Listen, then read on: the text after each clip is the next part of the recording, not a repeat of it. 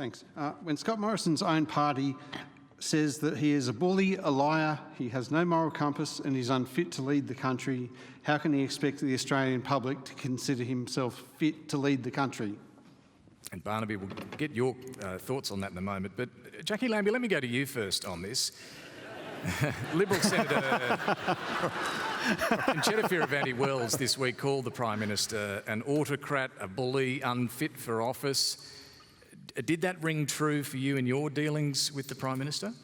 I think for especially some of the females, I haven't heard any of the men stand up yet, that may be just a male thing, but certainly for females up there, I cannot take anything away from what Connie Fierravanti-Wells said straight out of her mouth and straight to the point. And I can tell you she did it very, very well. It was not nasty, it was just the truth. And that is the truth of the matter. So from your perspective, what's an example of that? What's the evidence of these are strong accusations? Yeah, so for me it was when I was trying to do the refugee deal job. You know, it really, and I'm just going to say it, but it was like dealing with a 2-year-old, to be honest with you, on a tempy-tampy. That's what it was like. It was either his way or the highway. I refused to move and I refused to budge. And I can tell you, I can put up with a fair bit. I've spent 10 years in the military. I was one of those first girls trialled in those combat units. But, you know, sticking your chest out at me and trying to intimidate me is never going to end up in a good result. So what did he do for those who aren't across what happened? So for me, I had no choice. What you would usually do is if you're in the armed forces, you'd probably jump the table and just about grab hold of them. But for me, this was about humanity and about making sure over 1,000 people were dispersed off Nauru and given a second chance at life. So it was worth me just shutting up and taking what I had to take. And I can tell you now, I look back and it brings me into tears that every bit of that, and knowing that Nauru is nearly cleared apart from a few hundred people, but New Zealand is going to take the last of them, and some of those in hotel detention, it was worth taking every bit of it. Zali, Steggall, just a couple of things I wanted to ask you in relation to this. One, is this what independents should do? A secret deal, one issue, trade for another issue. Is that how you operate? Well, it's not how I operate. Look, I welcome that the refugees have now got a resettlement plan. But a part of the deal was Jacqui Lambie incredibly frustrated that it took 3 years, and let's get real, it's going to take another 3 years. It's only $150 per year for the New Zealand deal. So I find it entirely unacceptable that these poor people have another 6 years, have had 6 years in this process. So I personally do have issues with that. No, but what you find independents, and I would argue the crossbench, break the status quo and hold the major parties to account on so many issues.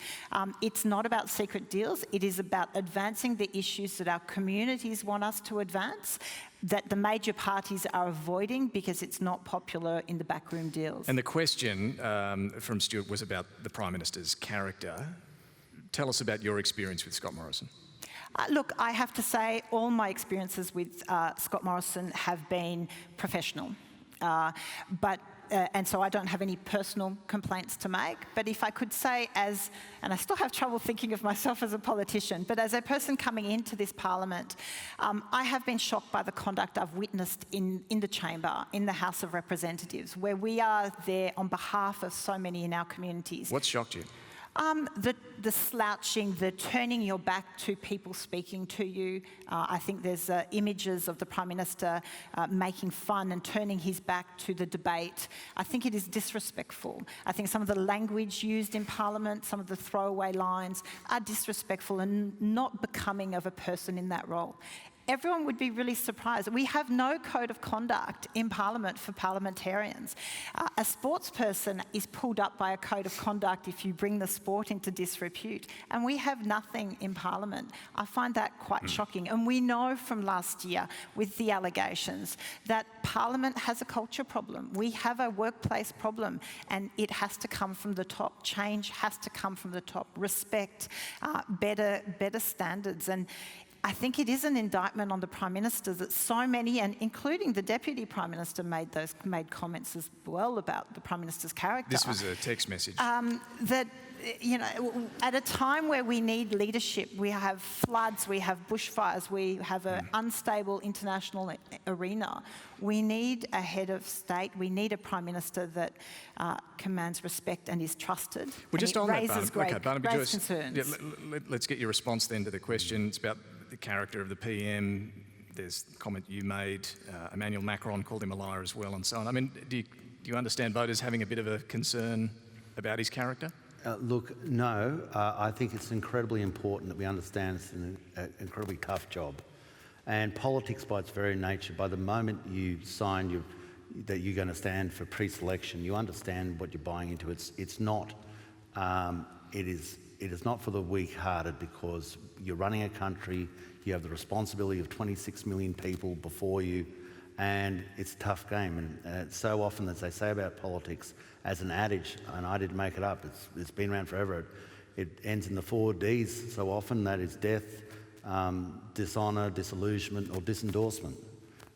It's only the lucky ones that actually stand and give their valedictory speech. So what do you say to Jacqui Lambie then, who's had a different experience with the PM? I say that we can all, in every section, we've seen so many issues recently which scream at us we can do better. Yeah. And that's why we had the Kate Jenkins report, because we can do better. We're not, you know, it's not saying that's acceptable, it's saying that needs to be fixed and we need to work on it, and that's precisely what we are doing.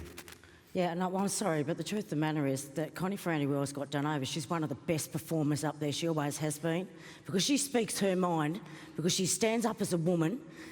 For that she is punished for that, and that is why she has not had a ministry for so long, and that is why she was not selected, pre-selected, and that is the truth of the matter. That's how it went down. Paul, what is the context of what Concetta Fierravanti-Wells said this week, and how damaging do you think it is for the PM? I think it's very damaging. I mean, this was the week of the budget. This was yet another week when the government wanted to get clean political air.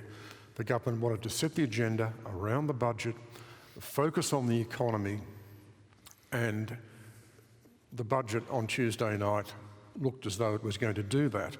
Then we had yet another attack on the Prime Minister, this time from his own ranks. This was an extraordinary attack, I think particularly damaging, accusing the Prime Minister of being unfit for high office, of being a bully, of lacking a moral compass.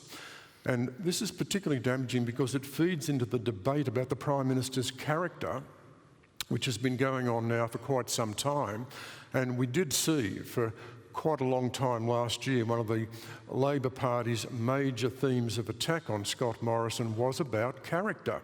And this is showing up in the focus group. So there's no doubt it is a problem for the government and a problem for the Prime Minister.